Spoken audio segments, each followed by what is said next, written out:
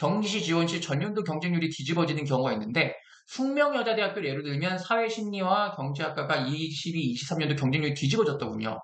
중위권이라서 유독 심한 건지 안정권 점수를 보유하더라도 경쟁률을 감안해서 지원해야 하는 걸까요? 경제학과가 9대 1이었으니 올해는 몸살이는 많을 것 같으니 써봐야 되는 걸까요? 라는 질문. 미묘한 심리적 파악이 어렵습니다.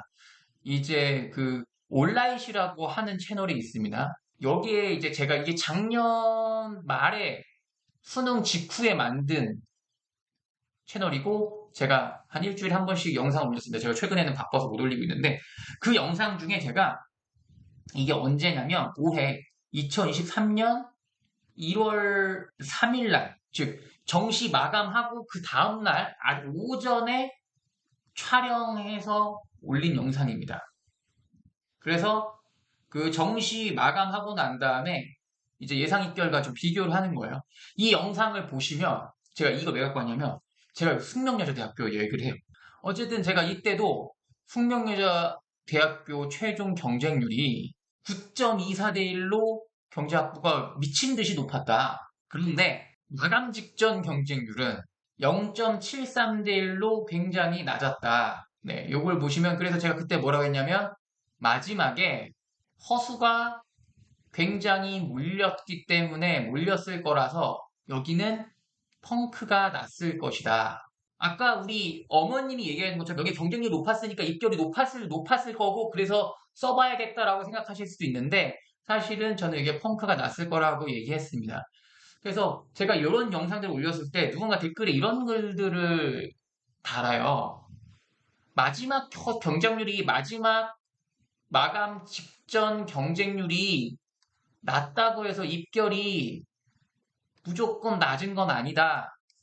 높은 것도 있다. 반반이다. 네, 맞아요. 예를 들면 전체 주식시장이 코스피 지수가 오른다고 해서 모든 종목이 오르는 게 아닙니다. 어떤 종목은 오르고 어떤 종목은 안 올라요. 똑같습니다. 당연히 이렇게 주식시장이 좋을 때 오르는 종목은 이유가 있겠죠?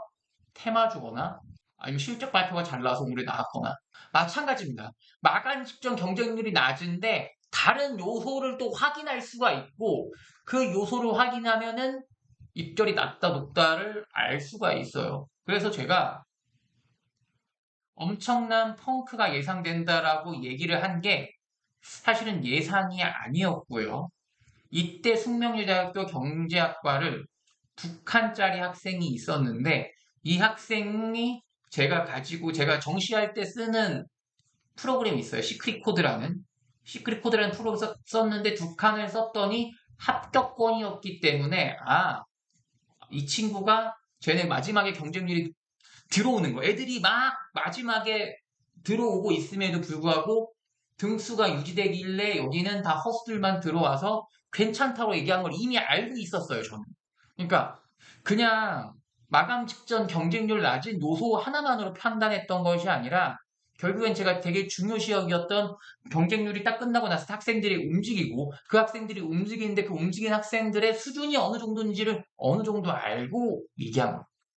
예상이라고 얘기했지만 이 친구는 제가 합격 가능성이 굉장히 높다고 생각했고요. 그래서 이 영상이 있어요.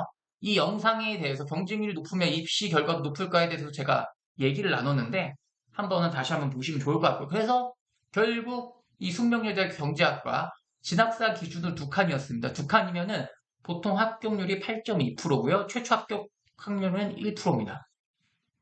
표정이 왜 이러죠? 표정이 왜 이러지? 네. 어쨌든 그래서 1%였지만 이 친구 최초 합격했습니다. 네, 그러니까 진학사로 2칸이었는데 최초 합격을 했어요.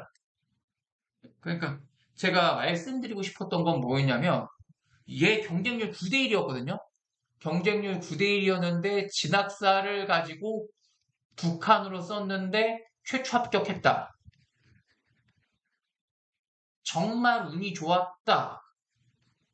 운이 좋긴 했습니다. 좋다. 그런데 이거를 찾아갖고 왔던 학부모님의 노고가 있죠. 그리고 이게 운으로만 된 것이 아니라 철저한 분석과 원서 마감 직전까지 원서 마감 직전 5분 전까지 끝까지 찾아보고 지원했기 때문에 이런 결과물들이 나온 겁니다.